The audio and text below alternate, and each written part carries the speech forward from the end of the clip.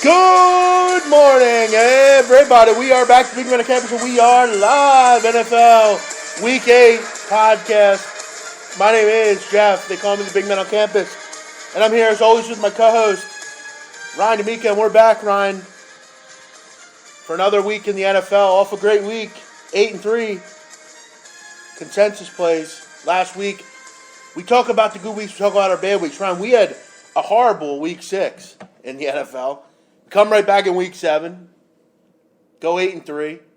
We had 2 games where we disagreed on, so they washed. We had the tie, but we come out on top. Let's hope to continue to right the ship and have a great week 8, as we have some good games in the NFL. The card's pretty interesting. A lot of good games, a lot of interesting numbers, and it'll be interesting to see what goes on in Week 8. How you doing today? Yeah, halfway point in NFL, Week 8. We are halfway through the season, which we say it every year. It always goes quickly, and it's kind of hard to believe that we're already, after today and tomorrow, we'll be halfway through the NFL season. Already getting towards the end of college football after another interesting day yesterday. So, yeah, we're right in the thick of things, and everything's starting to kind of come full circle and come to shape. And look, there are some interesting games today. There's really some interesting matchups in my eyes that I think, obviously for bettors purposes, and then obviously for just, obviously there are still casual fans out there. There's some good matchups for them to watch. So I think compared to last week, although we did good, which is beautiful, 8-3, I didn't think the matchups last week were very good at all, really. This week, different stories, some really just great matchups, and it's exciting to get involved and get dug into this card here. So, yeah. So let's jump into it, Ryan. As always, if you're new to the program, you can retweet and listen to the show anywhere you go. Please retweet it. That's very important. You can also interact with us on the live chat box here. All you have to do is click on the little message icon on the app, and you can communicate with us. Feel free to ask a question or make a comment, whatever you want to do. Also, if you're new, we go over every game. Okay, we break down every game. We give a free pick for each game. Obviously, we keep track. If we obviously like each side, that's a wash. We can't win both, Ryan. Right. Unless last week you tie. Right. But that doesn't count. But that doesn't count. Though, if you had the Seahawks, you won. Correct. Anytime you're getting plus points, right? Yeah. Weird, but real quick, back to that game. I was actually mild. I mean, I watched like the last 5 minutes of it. I've said to you before, Ryan, I'm not a huge, I don't get obsessed with the NFL like some people. I enjoy my team, and, the rest of it I just try to pick. I don't really like it like I do some sports, but I know you. I don't think you watched it. No, I was asleep. I was actually. The game kind of put me to sleep. I'm trying to remember. I was watching something. It was way more interesting though than whatever game was on. And right. Then I turned it on late and I saw what went on. But pretty dreadful game if you. Pretty embarrassing. Yeah. And the game actually helps out Seattle in the long run. That just kind of hurts Arizona. So. Let's jump into it here, Ryan. 1:00 Eastern. Houston Texans -1.5 against the Detroit Lions, over/under 46.5. Lions at 4-3. Texans at 4-3. Houston, they've covered 13 of 16, Ryan, in the favorite role. They've struggled a little bit lately, but they have thrived in the role as a favorite. They have really gotten the job done. They're pretty good at home as well.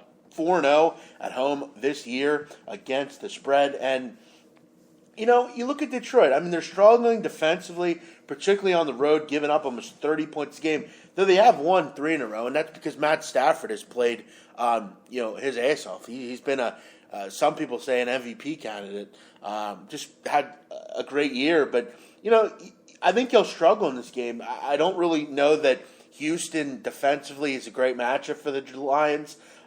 Lions can't really run the ball effectively, and Texans one of the better passing defense in the league, top 4 in that category. So for me, it's hard for me to back the Lions here, though they have played well. Now you got to go on the road. They've been at home for a while, if I can remember correctly. Now you got to go on the road and play down at a pretty boisterous atmosphere, a team that has had some growing pains lately, but still good defensively. I think. Look, I know you don't like Osweiler. I'm not in love with the guy either, but I'm not going to be betting this game. I'm going to take a shot, though, with the Texans. I'm going to lay the 1.5 here with them. They've been very good at home and as a favorite, so I'm going to continue to rest on those laurels in this one. Yeah, I like Houston here as well. I actually like Houston a good bit today. This is a game that I saw yesterday that kind of jumped out at me. Houston kind of coming off, a shit performance against the Broncos on Monday Night Football, where Osweiler was just really, really poor, and the team, for that matter, was really poor. Tough matchup for them. Now you get to come back home, a place where they've played well, like you said, against Stafford, and that Lions offense has been kind of humming. They get Theo Riddick back today, which obviously helps. They get Eric Ebron back, which will help. But some injuries on the defensive side that kind of worry me. DeAndre Levy, he's still out. Haloti Ngata, he's not going to play again. He's still recovering from a shoulder injury. And Darius Slay, who's one of their better cornerbacks, one of their better playmakers on defense, had a big game-ending interception against the Eagles, as you'll remember. He's out today with a hamstring. So that kind of worries me, going on the road and having some big defensive pieces missing against an offense that, look, does have some firepower. I'm not an Osweiler guy, but, you still got Fuller and you still got Hopkins. Lamar Miller's been one of the better running backs in football so far this year when they give him the ball. I like the Texans here. The big thing, another thing, too, that I really like is the Texans are in the top 5. I think you said they're 4th, Jeff, in pass defense. So that's what the Lions do. They pass the ball 40-plus times a game every week. They rely on Matthew Stafford. I think on the road against that pass defense today, I think they're going to struggle a little bit. I would go Texans here. I think a lot of people are drinking the Lions Kool-Aid, and rightfully so. They've played well, but I think it's a tough spot here. Yeah. And again, I mean, we can't divulge the fact that Houston's been extremely good as a favorite and at home. So I'm going to keep, like I said, resting on that. Good breakdown, Ryan. I think we both agree here. Houston, -1.5, going to be the play in that one. Sean Harnish, how you doing, buddy? Sean has had a great week, Ryan, at our website. He's been on a roll, He's been doing well. We kind of both treaded water yesterday, but, I think when it matters, we've delivered. So good for Sean. He's had a great week, and I'm sure that will continue today. Stephen Hughes, welcome. We'll get to your game. Hopefully you can stick around in a little. He wants us to break down Oakland, Tampa Bay, which all right. We do. We break them all down. So we agree. Texans in this one. 1 o'clock, another dome game here. Seattle -1.5 against the Saints. Over-under is 48. Ryan, really quick, before we get into that, on this NFL Countdown show they video the guys coming into the stadium. Yeah. As you know, I respect the way some of these guys dress. I think they're some of them very well dressed. Carson Wentz, actually, up until last week was very good. Yeah. Last week, I'm not sure what he was looking to do there. Must have been watching like Miami Vice or something. Yeah, but up until then, he had some great suits. He looked great. Yeah, he's well dressed. There's a lot of guys. Yeah. I just don't understand Cam Newton. The way he drives, I don't get it. I understand it. It's like he takes a book out of every Disney movie or like some. Well, I understand it. He likes the attention, Jeff. And if you look at what he wears, it's attention-getting stuff. Big hats, rabbit's tails. Stupid. It's right. It's stupid, but he does it for attention. That's what he does. He wants attention. He cares about himself more than he cares about the team, and I fully believe that. And that's why kind of you can kind of grow to hate the guy. But yeah, I don't know what he's trying to pull off exactly with his getup. Not sure. 1 o'clock Eastern. Seattle -1.5 at New Orleans. Over under 48. Saints 2-4. Seahawks at 4-1, N1 because of the tie. Yes. You look at Seattle. I mean, 12 points a game on the road this year, Ryan, but they're only giving up 10. So, I mean, it's getting the job done. They are elite defensively. They have been over the years, and they continue to be. It's kind of a clash of styles in this one. You got the Saints, who love to throw the ball around, 36 points a game at home. But, Ryan, defensively, they've been a fucking mess. They're the worst defense in the league as far as, combined everything. Actually, I don't think they're dead last, but they're like right there. They're giving up 39 points a game at home. I mean, they just try to outscore people. That's what what they do. That's like college That's what they numbers.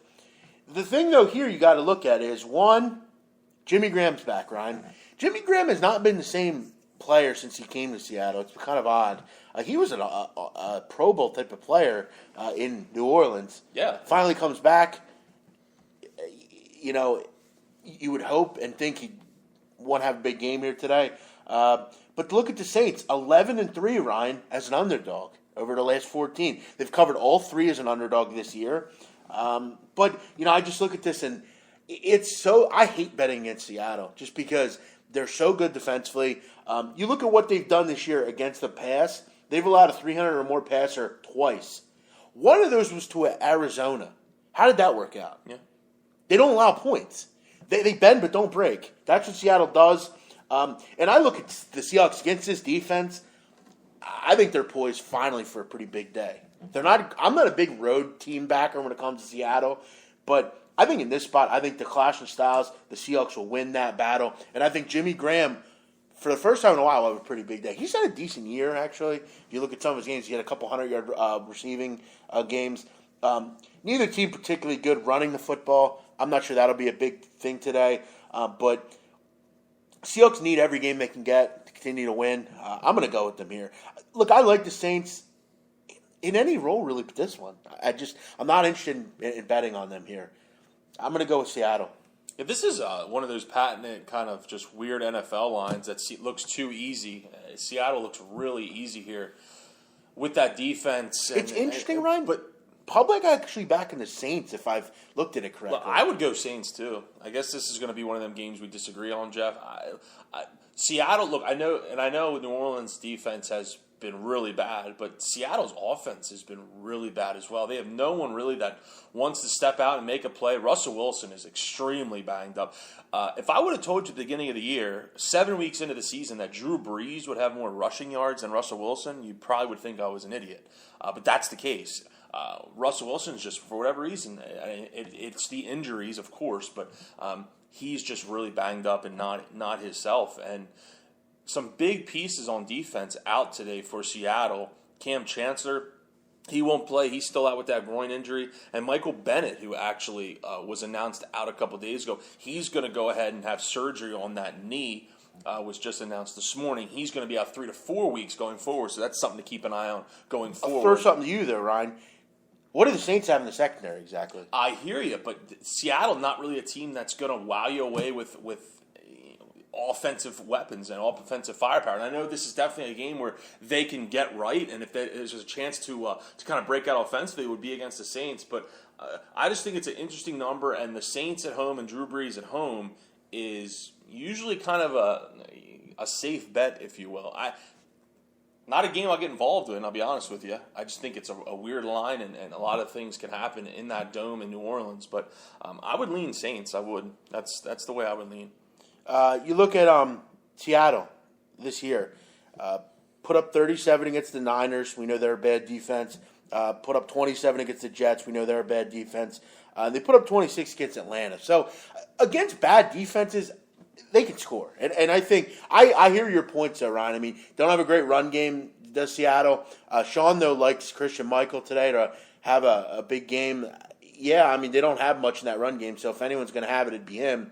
And their offensive line has struggled. I mean, they've struggled to protect Russell Wilson, as evident in your breakdown. But I don't know. It's really pick your poison here. Do you want to go with the team that run and guns and just looks to outscore, or do you want to go with the team that can struggle, maybe score, but they're going to be elite? If that line was like 3, 2.5, 3, I'd be all over Seattle, all over them. But under a field goal, that's just. I mean, New Orleans is 2-4. Really, they're 2-4. They're not haven't been a good football team. Yeah, this I year. think people. And Seattle 4-1-1, who has some good wins over Atlanta last week, a tie, but that actually helps them. So I just think the line's kind of strange. You know, Kid Bay Brooklyn makes a good point. I think if you like, which I like Seattle, I think you may want to look at the over here because, you know, this you would think if Seahawks are going to win, they're going to have to score. And you know, this could be like a 28-24 type of game. Right. I could see that. I'm just going to go with the better defense here. I think Drew Brees and those guys struggle for whatever reason. But, Ryan, you know, look, I mean, Saints are good against a dog, and, you know, they've gotten the job done. But I'm just not a big fan of betting against the Seahawks defensively. So, yeah, we'll, I guess, push on this one. We got to start agreeing on every game, right? It kind of defeats the purpose. Yeah, well. 1 o'clock Eastern. This is going to be an interesting game. And you remember yesterday, Ron, the other day, I told you on Periscope actually yesterday that if something went on today, I may never bet the NFL again. This is the game right here. Okay. I look at this game and I say to myself, there's zero reason. There's absolutely no reason. And, I know in the NFL you can say, well, it's a dog league, whatever, and you'd be right. It is. There is no way the New England Patriots don't cover today. None. And if they do, there's something going on that I can't imagine. I can't get past. New England laying 5.5 against the Bills, over under 48. Sean McCoy's out, Ryan. Yep. Marcus Goodwin's out. Pats are in revenge. They were shut out at home, 16-0 a couple weeks ago against the Buffalo Bills. You got Bill Belichick. You got Rex Ryan. When you look at Belichick and Ryan, what do you think Belichick thinks about Rex Ryan? What do you think his thoughts are? He's a goofball. He's a aloof. He's an idiot. Yeah. He's a dope. That's my thoughts. I think Belichick laughs at him. He laughs at the idiotic behavior. Pats are 6-1, Ron, against the spread this year.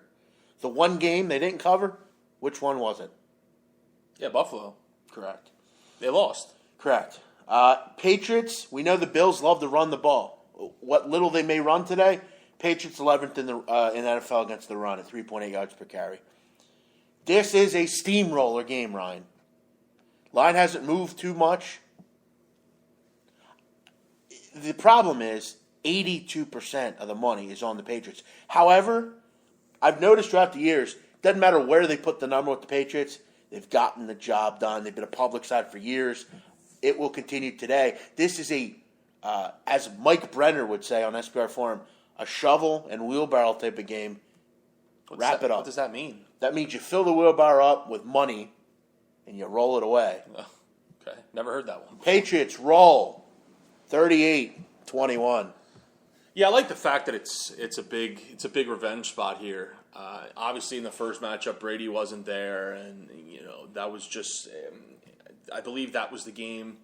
They started Jacoby Brissett, and he was banged up, and because Garoppolo was still hurt and wasn't able to play, and it was just a bad day and matchup for the Patriots that day. Now you get Brady back, who since he's been back, all he's done is had the most passing yards and the best completion percentage since he's been back the last handful of weeks. I think it's pretty cut and dry. Everyone's pretty much in there for New England. Edelman's a little banged up, but he's going to go. The Bills, though, to me, their injury situation is worrisome. When you want to play the Patriots, you need to have all your firepower and all your big guns kind of ready to go and ready to fire. But Watkins, he's obviously on injured reserve. He's gone. Robert Woods is going to play, but he's banged up as well. He has a foot problem, expected to go, but a foot problem for a wide receiver, that's something that one play, boom, he's out for the rest of the game. You talked about Shady, McCoy, he's going to be out as well. Marquise Goodwin. So there's just so many guys that you just wish could be in there for the Bills that aren't going to be there. I agree with you, Jeff. If this is a game that New England should cover and definitely win by a touchdown or more and make a statement. Belichick, look, he was embarrassed. They were embarrassed that last time at home against the Bills. This is a time where they really should get right and kind of blow the doors off. With McCoy not in there and a couple others, I can't name one player on the Bills offensively. I really can't. Other than their quarterback. Yeah, well, I don't think I can name one player. They just don't have much in there. And Gronk going for a 69th touchdown today. I'm gonna imagine we're going to see an interesting touchdown celebration maybe. Yeah, so I hope he's a little smarter. His press conference last week was hilarious, and that's why we had to talk about Gronkowski. Yeah, I'm not a big fan of his, party but, vote, and you don't like him. But, I do not. But that I thought that was hilarious in the press conference. He has a great way of that was awesome of saying enough but not saying too much. He has fun. That's what why he does. I like Rob Gronkowski. He just kind of just says enough, and that's it. And people look at him like a kind of clownish maybe. Gronk has monster games. He goes, yeah, he is from Buffalo. Good point. I just think this is a roller type of game. But, I'm sure we'll see plenty of people on Buffalo today because they want to be the guy that said they picked against it. This is Scott Weaver written all over it. This is a Scott Weaver type of game right here. This is a Scott Weaver. I'm going to defy the odds and do everything I can to bet the dog. Scott, one team you don't do that against, it's the Patriots. So I think New England continues to hurt the Pretty Bucs good line, today. too. You get under that 6 number. Yep. I like it. Gronk's a living cartoon character. Yeah, he is. I mean, there's not one person out there that couldn't tell me that you would not want Rob Gronkowski's life. There's not anyone. No one could say no. I don't think anyone's not saying that. I'm just saying it's kind of time to grow up. He's fantastic. He's fantastic. He has fun. That's what life's all about. But if it's Cam Newton, he's just grinding for attention. Well, I think my problem with Cam Newton is he acts like a little baby back bitch when he fucking loses, and that's the issue I have with Cam Newton. I've talked about that before. Well, I tell you what, Ryan, you're not a great loser either, really. You don't lose well either. None of us do. None of us do. But I think Cam's pretty passionate. But I'm also not in a spotlight 24/7. I got to tell you, I don't think there's anything. I used to talk about it on poker a lot. When you're in a big tournament and you lose, first thing you have to do is go talk to the media. Yeah. I can't imagine. Yeah, it would suck. It would suck. And you just lost the Super Bowl. You got to go tell the world why what happened. I don't want to hear. I don't want to talk to them. It wasn't even just about that game in particular. Just there's kind of a snowball. I hear you. So we agree. Patriots. We do. Get the number. Ryan, great calls yesterday. You killed it. Well, I didn't really. I went in my plays. I went 1-1. So I went 2-0. Ryan, again. We're killing it. What were your two plays? I was on La Tech and Navy +8. Okay.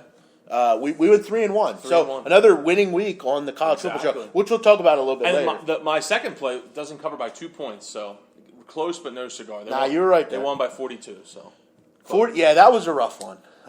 You should have covered. They couldn't. They scored 52 points, but I thought it wasn't as easy as I thought it would be. So, but hey, it is what it is. Yeah. Next one. This should be a. Yeah, we'll talk about football later. We're talking about NFL right now. College football, we'll talk about that later. Jets -2 at Cleveland. This should be a good one, Ryan. Fun one here. Yeah. Fantastic. Jets -2 at Cleveland, over under 44.5. Cleveland 0-7, Jets 2-5. Jets have lost 4 or 5. And I know they're not in really the business right now of looking past the team. It's hard to not look past Cleveland though right now. They are a dreadful team. They're giving up 30 points a game. They don't score. Ron, they've lost, listen to this, over the last 28 games straight up, Browns have lost 25. They've lost 25-28. How's that happening? How's that possible? Because they're awful. However, the Jets, that's an interesting stat, Ryan. In the last 12 Week 8 games, the New York Jets 1-11. I mean, how about that? I hear you. I hear you. It's crazy, isn't it? Not good. I think there's some good things going on in Cleveland right now. Obviously, Cavs won the NBA championship. Yeah, one's not the Browns. Cleveland is about to win the World Series, maybe. Probably. I think the good success. If this was in New York, I'd take the Jets. Cleveland has to win at some point. I think this might be one of their better opportunities. The Jets aren't the same defensive team. I think this is a toss-up kind of game. Again, I wish we didn't have to pick every game. I really do. But I'm going to go with the Cleveland Browns +2 here. Yeah, look, and yet another quarterback starts for Cleveland. McCown, he returned to practice. Who's going to start today? He returned. Kevin Hogan? No, I'm pretty sure it's going to be McCown. McCown came back this week for practice. You've mentioned you thought he was I think it was you that mentioned that you like him out of. I think out of all the options that they have, he's clearly their best option here. Yeah, look, if there was a time for the Browns to win and get a win here and kind of get off the schneid, it's now with all the kind of success and hoopla that's been surrounding the city of Cleveland with the Cavs raising their banner and pounding the next week opening night, and then Cleveland, what they're doing right now, up 3-1 in the World Series. Cavs also won last night again. Right, the Cavs won last night. So you got to think maybe there's some good karma around Cleveland, but that doesn't seem to be the case when it comes to the Browns. They just seem to falter for whatever reason. You got to go with what's your pick? I'm going with Cleveland +2. I think I'll go with Cleveland just because. They have been at home. They haven't been at home for a while, right? But it's a dog shit fucking game. But hey. What have the Jets done? Jets have been a mess. No, I hear you, but I just think the talent on the Jets outweighs the talent on the Browns a little. But hey, we'll see. Yeah, I will point out again, I'm not probably going to be betting this game. Actually, no, I'm not going to be betting this game. Oh, no. But I'm going to go Cleveland +2 in this one, and Ryan, you're going to agree. Next one, 1 o'clock Eastern. Oakland Raiders -1 at Tampa Bay. Over/under is 49. Tampa Bay at 3-3. Oakland at 5-2. Oakland, Ryan, how about this? Oakland has covered 14 of 20 on the road. That's a good point. Stephen Hughes makes a good point. It is going to be raining like all day in Cleveland. So okay. Just throwing that out there, maybe an under type of game. I don't know. Just throwing that out there for people that actually are interested in this game and possibly might get involved. If you are interested, you might want to look elsewhere. Well, just saying, some people bet weird, obscure games. Oakland's covered 4 in a row this year on the road. They've been great on the road, Ryan. They just went on the East Coast, gotten it done every week, and look, they're doing it similar to, a high-powered college team. They're just outscoring you. That's kind of their goal. Oakland is the worst overall total defense in the NFL. They're dead last. But both teams aren't particularly good, Ryan, on defense. Tampa Bay, 5-13, last 18 at home. They're 1-5 over the last 6 as a home dog of 3 or less. They're just not winning these games at home. That are close. They're just not getting the job done.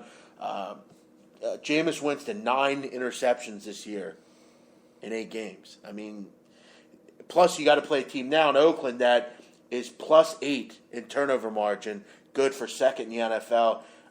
I like the mojo going on right now with Oakland on the road. They're just getting the job done. Like I said, they're not going to wow you on the defensive end, but they get turnovers. They kind of just bend but don't break. I like what Derek Carr's doing. I think they continue. I'm going to lay the money line. I don't want to worry about the 1 or 1.5. I'm just going to go Oakland -120 here. Yeah, I would go Oakland as well. They've just been kind of cash cows so far this season, and you'd be hard pressed to kind of go against them. Tampa Bay does have kind of a pretty, if you look at Tampa, they have a pretty solid offense with Winston. I know his turnovers have been, an issue, but Mike Evans, what he's doing this season is pretty interesting and pretty impressive actually.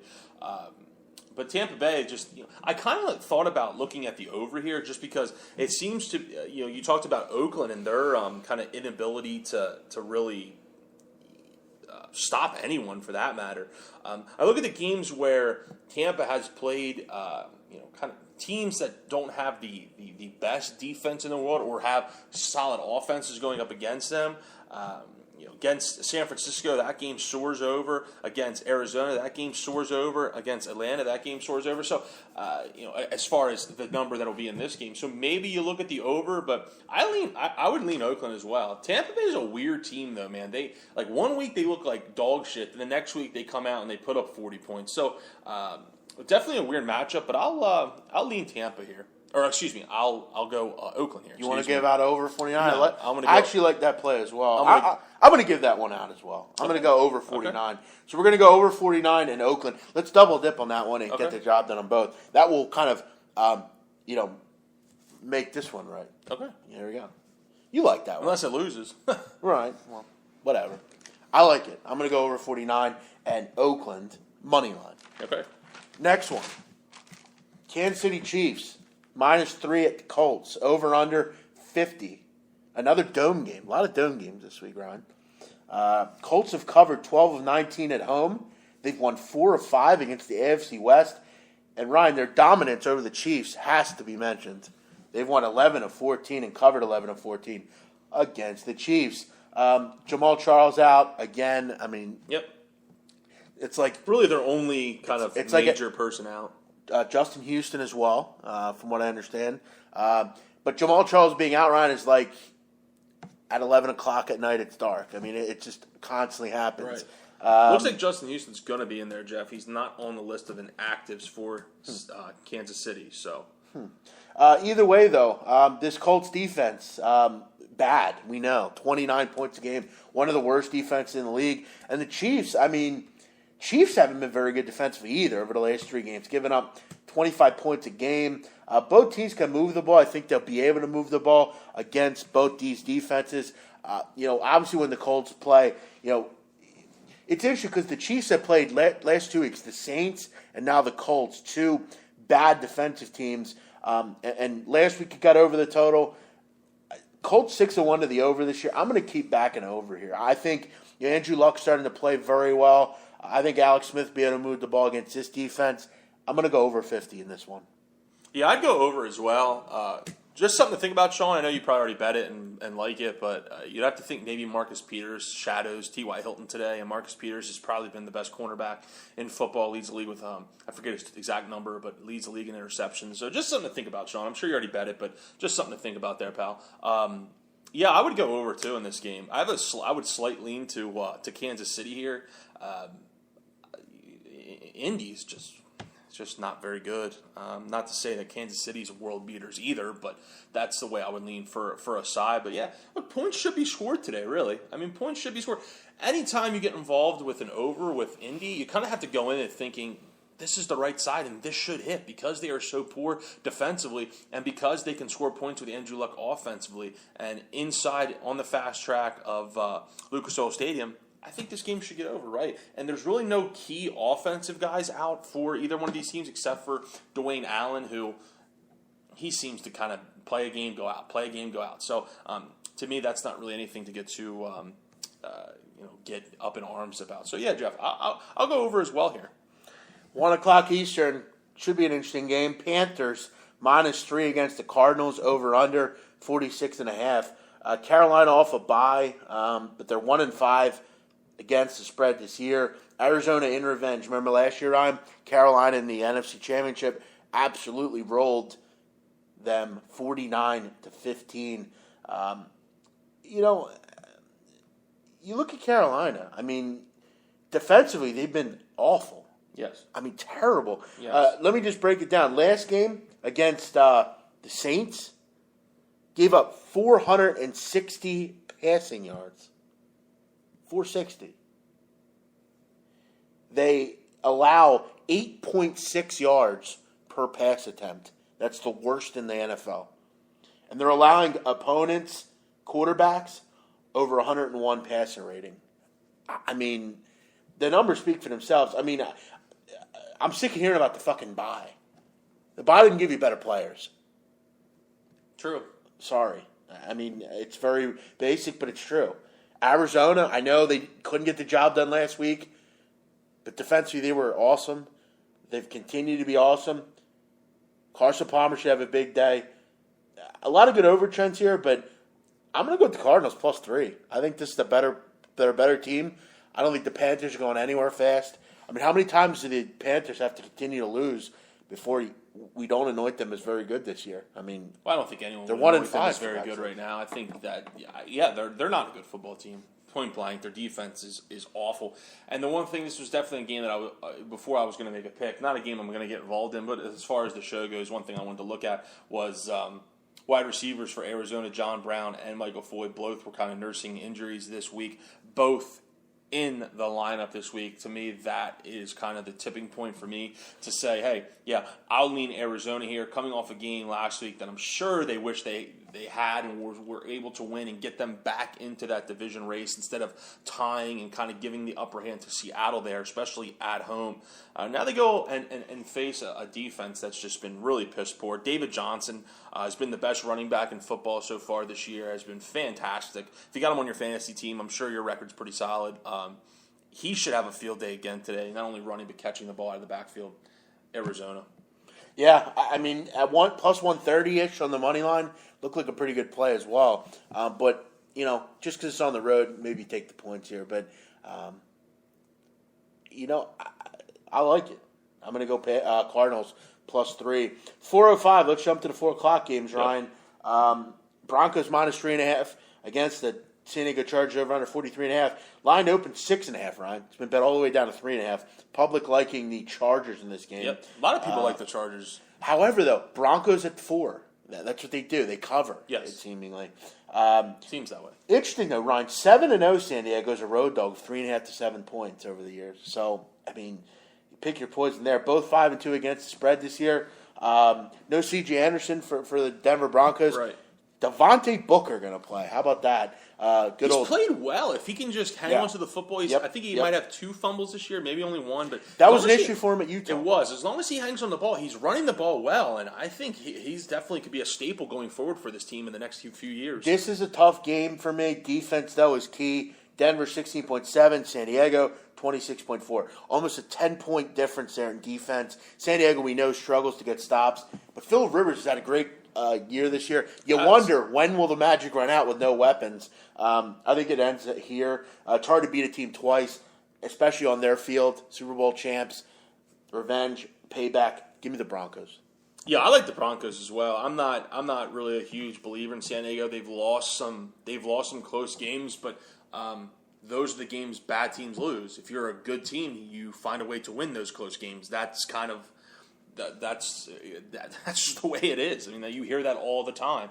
It's kind of it's a stereotype, but it's the truth. So for me, San Diego, just the lack of weapons and Keenan Allen going out and Danny Woodhead going out early in the season, that just really kind of hurts them a lot. And Travis Benjamin's banged up. Hunter Henry, their tight end, who's kind of splitting reps with Antonio Gates, he's banged up as well. On the road here, in revenge too, and not really something I like to really hang my hat on, but I know a lot of people out there do. If you remember, Thursday night game a few weeks back, San Diego beat Denver outright. So I like Denver here. I'm going to point out, I would recommend buying a half point in this game, getting it to 3.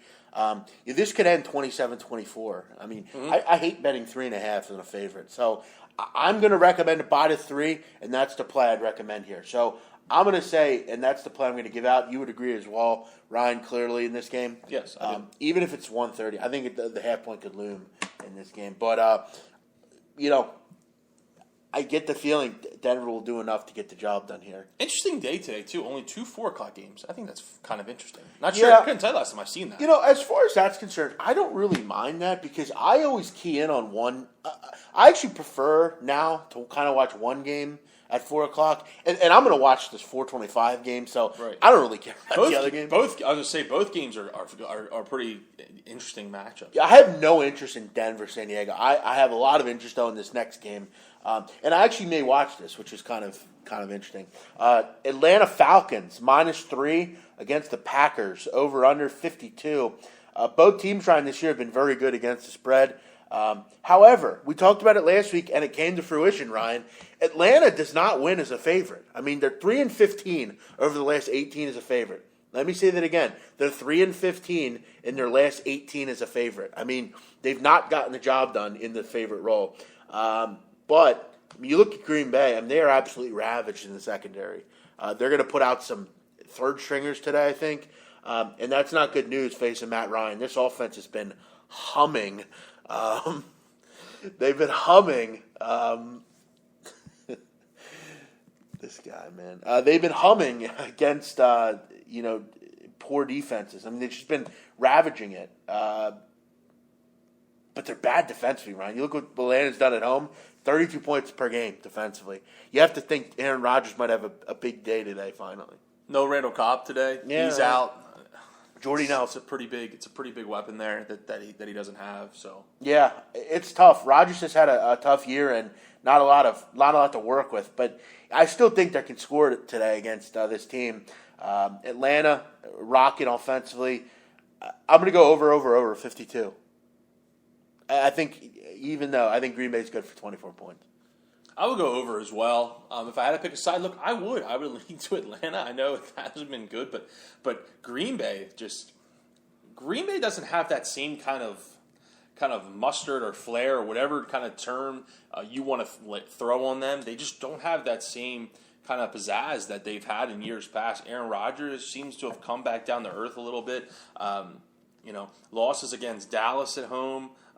At Minnesota, and then their other wins, Jacksonville, the Giants, and Chicago, and Detroit. Their only decent win there, I guess you would say, is Detroit, and that was at home. A game that they almost squandered a big lead, if you remember, and Detroit had a chance late to go and tie that game.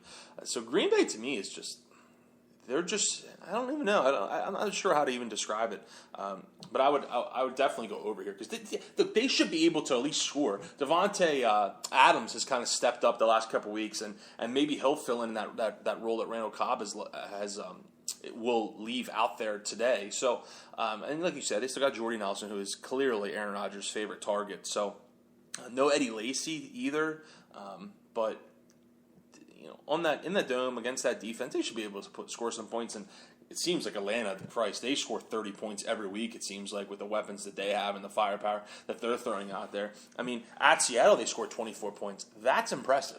And, it looks like with their totals, they've just been flying over. I mean, like, they're getting into the 60s. Last week was 33-30. The week Yeah. before that at Seattle was 26-24. That game obviously goes over. At Denver, that was a low total. But then every other game has been into the 50s or 60s. So James talking about Green Bay's a fraud. I agree. I totally agree. Of course. I mean, Aaron Rodgers has been poor. Their defense has been bad. They have a good run defense, but their pass defense is brutal. I'd really like for people to take a look at who Green Bay's faced when talking about them being the best run defense. They faced like four of the worst rush offenses in the NFL. Their teams, So, the teams they played in general, just overall, And- have been poor. I'll point this out as well. Mike McCarthy's not a good football coach. I'm saying it. I don't think he's very good. And now you look at it, and as we talk about our team coming up here next, I think a lot of people looked at the Eagles' schedule and said, "Wow, this is really tough." You're starting to see Cincinnati's not very good. No. Green Bay's not very good. No. They beat the Vikings. They beat Pittsburgh. They got a big game tonight against Dallas. Right. I mean, the NFC's kind of shaping up. You look at this league. Carolina's not very good. Seattle struggled offensively. Arizona's had their issues. Mm-hmm. Who wants to take the conference this year? Minnesota. I mean, they looked.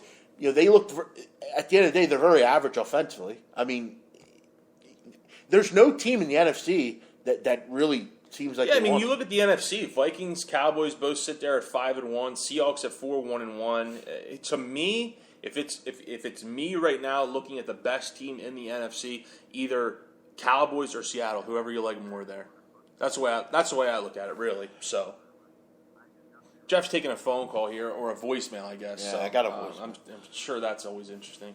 No, I hear you. It's interesting. It'll be interesting to see what definitely goes on. interesting. And it looks like Cincinnati's given us a little boost here. They're up.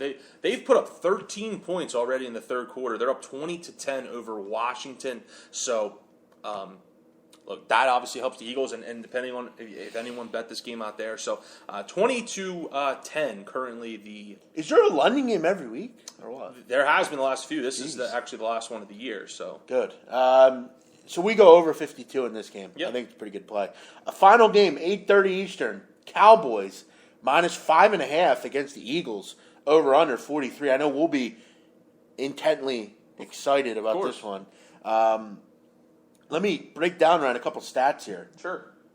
Philly this year is an underdog, 3-0. They're Dallas 6-13 in their last 19 at home. Over the last 16 at home, 4-11-1 against the spread. Off a bye, 0-2-1 over the last 3 years against the spread. I think people will be surprised to know that the Eagles are actually second in the league in total defense. I didn't know that. 14.7 points a game, allowing teams to have just 307 yards. What Jim Schwartz has done, I know at times this year they've looked bad defensively, particularly against the Redskins, but, they're again bending but not breaking. They're forcing turnovers. They're getting big plays from the defensive players. But you look at both these teams, very similar. I mean, young quarterbacks, pretty decent defenses. Yards per game and points per game, pretty similar. It's going to be, who's in the better spot here. You look at the Eagles.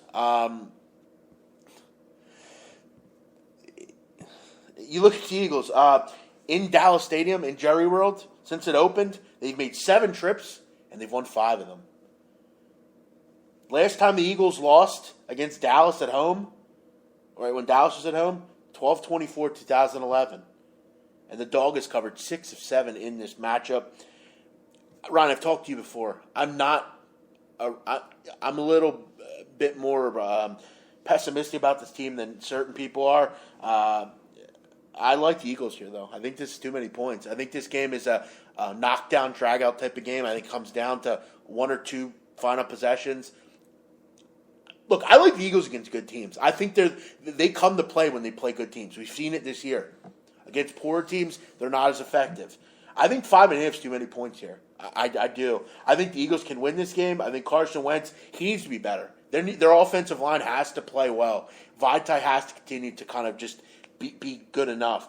Morris Claiborne's questionable. I think that's important to mention. This defense for the Cowboys is average to me. I don't think they're going to wow you either way. I don't know that their pass rush is good enough to really hurt the Eagles' offensive line.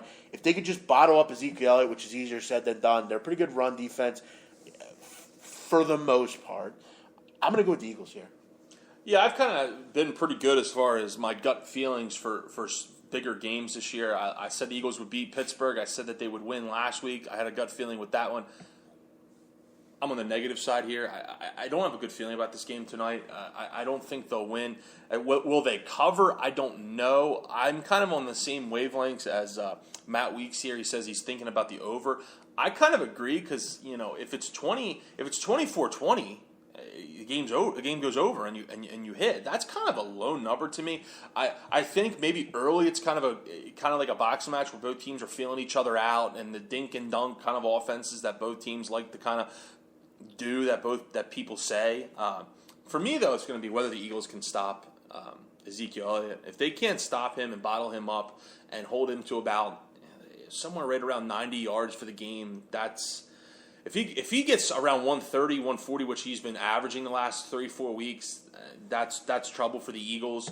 I agree with one thing you said though, Jeff, is Dallas's defense is not particularly good. I think they're average. They've been a benefit this year of not being on the field a lot, one, and also Dallas not turning the ball over and giving them the opposing team short fields and putting Dallas's defense in bad situations. So if the Eagles can do that, force some turnovers, get the defense on some shorter fields, I think they can have success and they can win. But this is a tough spot, I think, for the Eagles. Another emotional game.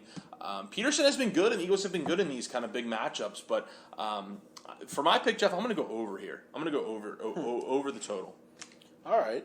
Yeah, I like the Eagles. I'm actually pretty high on them here in this game. I don't think the Cowboys are. I'm not ready to tell you that I think they're an elite team. I don't think they are.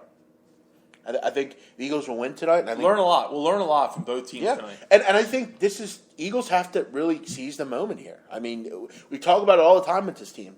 I mean, we just talked about it. There's no team that is that good in the NFC.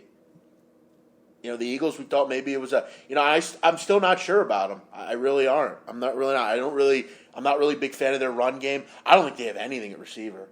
They have to, and I know the trade deadline's bearing down. I think soon. November 1st, I believe. They have to make a move. I mean, they have to. I don't know what they're going to do. This receiving core is not good enough. I think they're some of the worst receivers in the NFL. I really do. But I think Zach Ertz has a big game. I'm not a big fan of his. Right. But I think they'll be big. The Eagles also have to cover the slot receiver. Cole Beasley has hurt them over the years. And that's another reason why. He's Dak's favorite guy. And even if they get Des Bryant back tonight.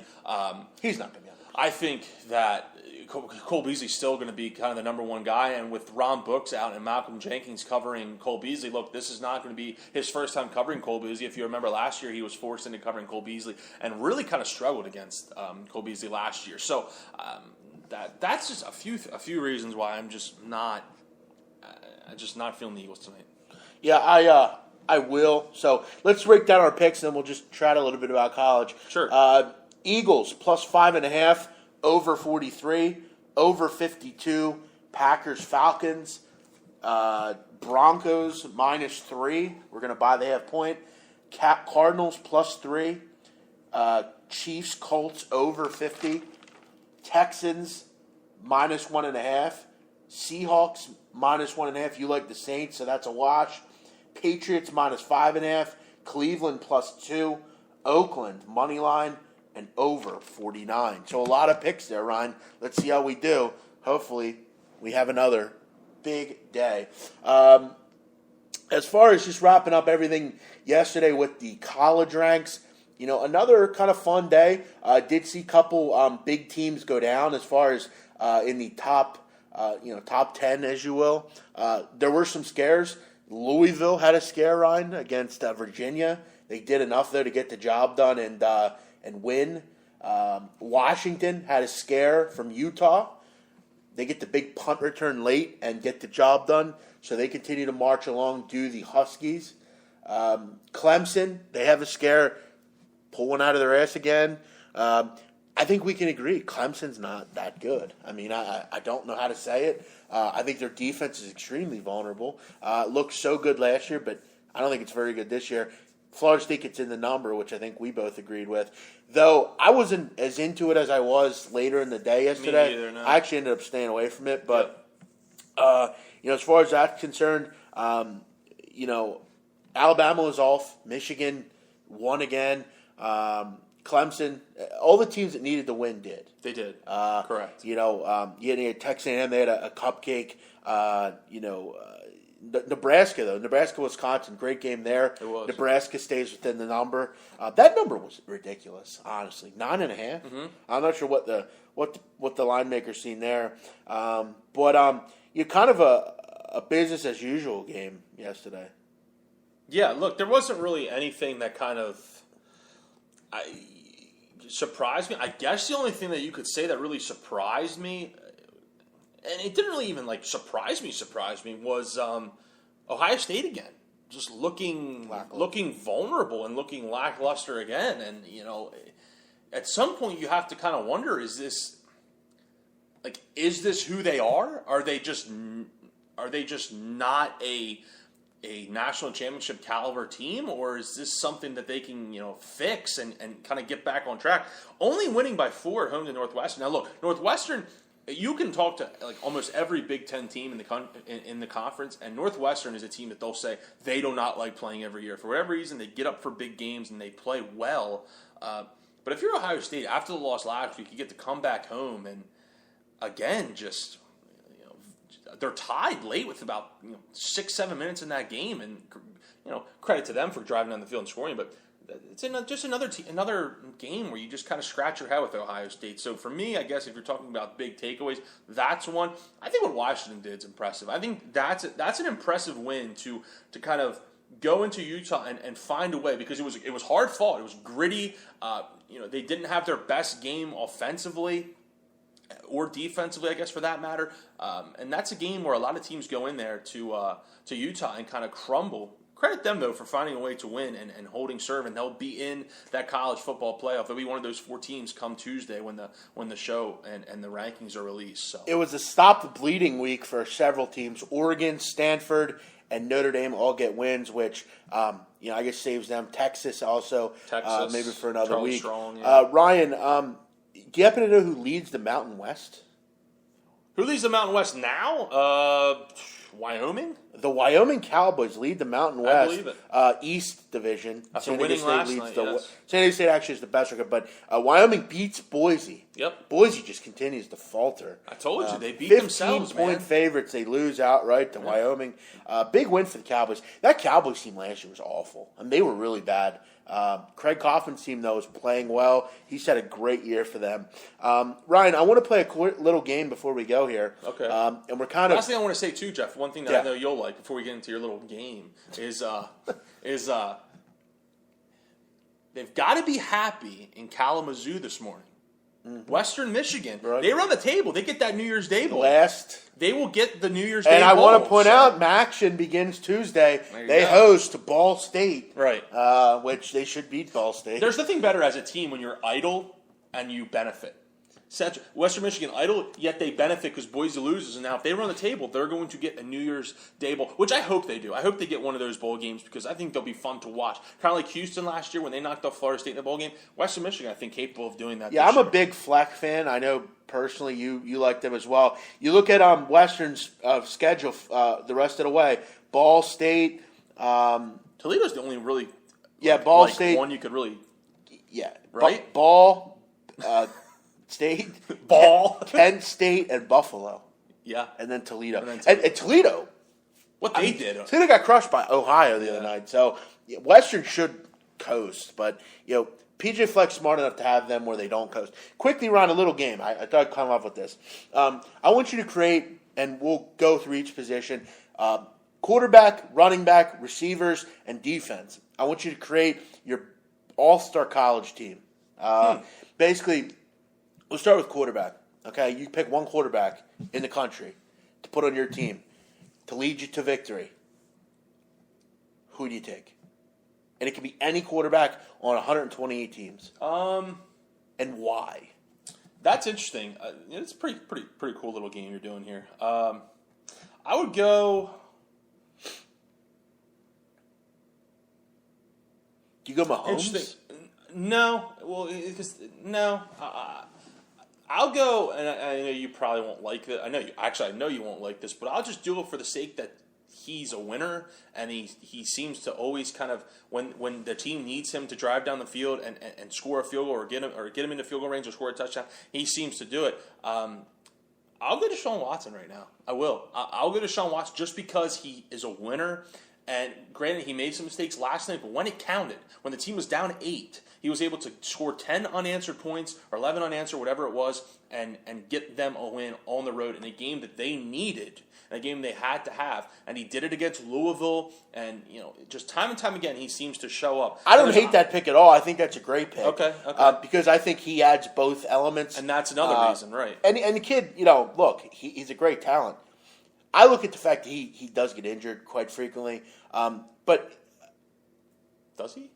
Yeah, I mean he was out for he just has the option. I don't know. I feel like he's kind of a guy that you have to get concerned about. I go Luke Falk, Ryan. I'm a Luke Falk fan. I love what a homer pick that is. What's homer? Why would you? I don't. I know you love Luke Falk though, but why would you pick him?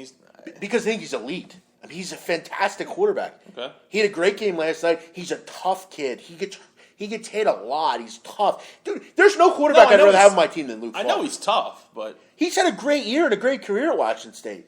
What's not to like about Luke Falk? What's wrong about Luke Falk? I don't know if I would pick him why? over any other quarterback. Who would you rather have over him? Maybe I told you maybe Watson, but who else? I think I would. When the game's on the line, just like Watson, I think he would deliver. Okay. Just not really a guy that I thought would be up there, but okay. Fair. I don't think there's many great quarterbacks. Right. Well, I would agree with that sentiment, and I think I would definitely agree with that. I think as a gunslinger, I love Luke Falk. I'm glad the Eagles hit on Carson Wentz, which it looks like they did. And I know it's only 7 games in, but I'm glad they don't have to take a shot in this year's draft because this year's draft there is not one quarterback coming out that I'm saying that's a quarterback that I think would be on my team for years to come. I really don't. I don't think Chad Kelly's that guy. I don't think Deshaun Watson's that guy. I don't. Kelly's up there. I think I disagree. He's a turnover machine. Running back, who are you taking? That's interesting because there are some guys, obviously Leonard Fournette has been fantastic, but I'm going to switch it up and I'm going to say a guy we saw last night make a lot of plays and almost win his team that game. I'm going to go Dalvin Cook for one big reason. Dalvin Cook really made it a priority this offseason to work on his hands, to work on his catching ability. Great throw by Andy Dalton. Really? Idiot. He really kind of made it a priority in the offseason to kind of work on his route running, his hands out of the backfield, and contribute that way. And he has this year. So I'm going to go Dalvin Cook. I think Dalvin Cook really, a lot of people are going to assume, and it probably will happen, that Fournette will be the first running back taken next year. If it's me, man, Dalvin Cook has really shown me something this year. I really like Dalvin Cook. I do. I'll go Dalvin Cook. I would have took Dalvin Cook, but I'm going to not take him because you did, and I don't want to pick the same person. Okay. I'll go Pumphrey. Okay. Look, the kid's done what he leads. Yeah. No one's been better. He's been fantastic, yeah, for sure. And, the kid is he's great. Look, I'm not taking anything away from either, but my question to you is, do you think he would... look, he wouldn't put up the same numbers if he played in the Big Ten, SEC, or whatever, but do you think he would he still have success? I think he would. Okay. Yeah. I do. I think, it's hard. Like, he wouldn't run for 200 yards a game, but I'm just asking you, do you think he would still be effective? Well, because he is a smaller guy. Right. No, he's 5'8" or something like that? I've heard stories about him going into high school, I believe. think he was 5'6", 135. They had to get him an extra small jersey. Wow. He's a little guy, but he's a scat back. Yep. And what's impressive about their running game is they have two really good running backs, and he's still getting the job done. But yeah, look, the kid's been masterful if you look at his stats. So I would go Pumphrey. Okay. Receivers, I'm going to go first, Ryan. Sure, go ahead. And I'm not being a homer, please. But I ask you to watch these receivers when they play. They're the best overall group of receivers in the country. Okay. How they get their feet down, they're just masterful. Washington State, Gabe Marks, Craig Kraft, fantastic. Watch them. So you would just go with all of them? Yes. I'm going group of receivers. They have the best group of receivers in the country. Oh, we're not going like individuals. No. We're doing Because most teams, like Clemson, has two or three good and receivers. that's kind of, I think, the direction I would possibly go here is Clemson. I think there's no more sure-handed receiver than Gabe Marks. What Leggett has done this year, adding them that just dynamic of just what a mismatch he is. I mean, that last drive where they take the lead last night, he accounts for 70 yards, which I believe were almost all of the yards on that drive. Oklahoma has D.D. Westbrook, who I think you would say is the best receiver in the country so far this year, what he has done. But other than him, they really don't have anyone. Carlos Henderson, how about him? Else, but I would go Clemson with Mike Williams and Leggett, Artavius Scott. I just think they have kind of everyone. They have that mismatched tight end that can kind of really win against anyone. They have Mike Williams, who's a speed, big receiver, sure-handed. And they have Artavius Scott, who's that patented slot receiver that wins with quickness. So I think that's where I'd lean, Jeff. I'd go Oklahoma State. Yeah, I like James Washington. He's a great receiver. Close to me going Michigan, though, not being a homer, but they have a lot of good skill position as well. But yeah, I think Clemson's just a little better. Washington State.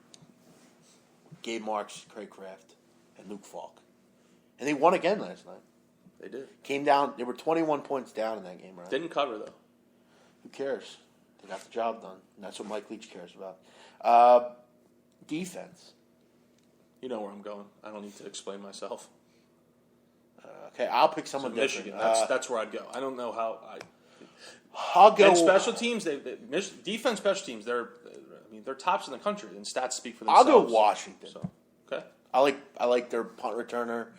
I think secondary, they probably have one of the better secondaries. It's obviously me being a little bit of a homer with Michigan, but the stats I think speak for themselves. But look, you'd be hard pressed too to pick against Alabama. Okay, and go coach minus Saban and Harbaugh. You have to pick someone else. Why are people like rude? Why are people so rude? Like, God, go man. Ahead. There's nothing I can do. It's terrible. There isn't, and that's the sad part. Coach. You got to pick other than Saban or No, that's Harbaugh. fine. That's fine. You have one? Yeah. Go ahead. Mike Leach. Yeah. Why don't we just make this the Washington State segment? No, okay. No, you can because you can. No, I'll go somewhere. I think it's funny. I'll go Fleck. I like the young. He's young. He's good coach. I like PJ Fleck. Gets that group to follow and kind of buy into the culture. Surprised you didn't go Ed Orgeron. I like Orgeron. I don't think he's a great guy though. No, I would go PJ Fleck too. That's kind of the way I love PJ Fleck and I love what he's doing at Western Michigan. I mentioned to you, I hope he stays there for a while and doesn't just kind of jump ship and because he will have offers in whether it's at the end of this year or whatever. He's going to have offers and he's a young guy that the kids can relate to. So I'm really high on PJ Fleck. He's definitely someone that I would want to play for. And he's definitely someone that I would trust my kid sending him to Western Michigan and playing for. So sure, you were very vocal on the Art Briles stuff, Ryan. You've made comments about Art Briles. Right. Do you not so much about Art? To a degree about Art Briles, but just that kind of university as a whole. I think it's kind of we've seen it time and time again in college. Whether it's touchdown, whether it's get him in there, whether it's that's fantasy points, whether it's this situation, whether it's Penn State, whether it's Jameis Winston and his transgressions at Florida State, it's the university's consistent abilities to wipe and put things under the carpet. I mean, football is... Sorry, let me ask you a question before we dig into the Baylor stuff. One thing that I kind of... And I feel like you're a good person to ask about this. I've heard a lot of people saying... You heard about Mike McQuarrie getting $7 million for all that. What's your stance on that? I think it's pathetic. I think we are awarding exactly. We are awarding. I was going to ask you that. Are we rewarding someone? That didn't do anything about seeing? He was. Let's not forget. He's the one that saw. I would have respected Mike McQuarrie. Sandusky raping kids. I would respect McQuarrie unequivocally if he would have grabbed Sandusky and beat his head in. Right. I would have respected him. I would probably raise money to get his bail revoked. Right. I would do that. Now I think to award him $7 million is everything wrong. We give him $7 million for doing quote unquote what? Not doing the right thing. Not doing anything. And really. he sued for defamation, which I'm not sure who really defamed him. He did it to himself. They say they drug my name through the mud. Well, yeah, because you didn't do anything. You deserved it. And that is a perfect example of what is wrong with our country. Perfect example. That someone has been awarded $7 million for nothing, really. For not doing anything to help these kids, in my opinion. And then you look at Bryles, who then we look at Bryles. I want to point out, and I do think it's important because I do think the legal scenario should run their course. But we do have a lot of hearsay here. We don't have any concrete evidence that anyone did anything wrong here. Sure, I think people need to point that out. There are 3 people that have been brought charges, 2 of which have, Oakman, I think, is one guy that I don't think the charges have stuck. But we have 2 players who possibly raped someone. I do find it interesting that 18 people have been involved. I think that's a little bit. That's where I kind and my thing here is when it comes to rape on a college campus and involving young people at all, I think it's wrong as a society for us to just immediately think it's the male's fault. We've seen a lot of times with Ben Roethlisberger and certain other people. Very easy, Ryan, you and I as young people can be drugged through the mud. A girl could say we raped them. Sure. It's something that, unfortunately, is part of society, and I'm not quick to do that. But if this is true, obviously our Bryles did something mentally, criminally, and immorally wrong, right? But it's interesting because Baylor is a school that prides themselves on Christian tradition and that kind of thing. And to me, I don't want to believe it because I actually like Art Bryles as a coach. I think he's kind of an innovator, if you will. But I hope it's not. But I don't know. The Pep Hamilton reports don't really lie. It's a shame. It's a shame, kind of what happened there, and that's my big thing is there's been 17, 18, reports and everything. That's what kind of irks me. Look, if there's just like 1, 2, 3 people, reports, then I would totally see where you're coming from. But it's all about one. Even one person. But still, that big number just kind of tells me that look, something was going on, and the whole gang rape story that broke on Friday, and that just it bothers me that people, and that's a big thing for me. I think in this country that people see things going on and really don't do anything about it. And look, I've never been in a situation where I saw a girl getting raped or I saw someone taking a beating on a side street walking down the city or something like that. So I can't say that I would get involved because you don't know unless you're in that situation. But I feel like more times than not when someone is in that situation to help someone out, they just don't do it. The line is so... And you turn... Just the whole turning the other cheek bothers me, man. Well, the turning... Because if I saw you getting hurt, I would help you in a heartbeat. And that's where I think as people, I think we have to... As far as the rape... It's weird in a college camp because if you're at a party and a girl's drunk and a guy's drunk, and they hook up, I mean any girl can say that was rape. Oh, sure. It's really your word against their word, and that's why I can't really believe anything here. No, I hear you. Honestly, and as far as look, if I see a woman getting beaten on the street or a man, no matter who they are, I would do something about it. But I think Ron, you and I got in an argument. I'm just not going to get involved with if I see. 2 criminals duking it out, and they come to me and say, "What'd you see here?" I don't want to get involved with that. I would just turn the other way. But look, if someone's getting raped, I think if you don't do anything as a person, you can stop it. Right? I'm not even saying physically stopping it. I'm saying about it or you saw it. At least go to the authorities or do something. As usual, men beat and rape women and get new contracts. Brady lets them air out of football. I mean, he has a point, honestly. But listen, dude, you've won enough Super Bowls, dude. Shut up. I mean, it's like, what more do you want, honestly? Yeah. No, I mean, know. Come on. It's over. It's Yeah, done with. Let's let it go. Right. Let's let it go. But yeah, Did that affect Baylor yesterday? I think the head coach they have affected Baylor. I think he's an idiot. Yeah, I'm not sure. And I don't think. And look, like I said on our show on Wednesday, I don't think Baylor's very good, and I think they kind of showed that. That look, they finally played a team that had a pulse, and they lost, and now they can go away and be gone. I miss Art Browse as a coach. Well, look, I think what Art Browse did as a coach is you tip your hat to him, because something that I think is missing from Baylor this year that you and I have talked about, that you've publicly talked about, is the whole kind of stepping on the throat kind of thing. Baylor had a perfect opportunity yesterday.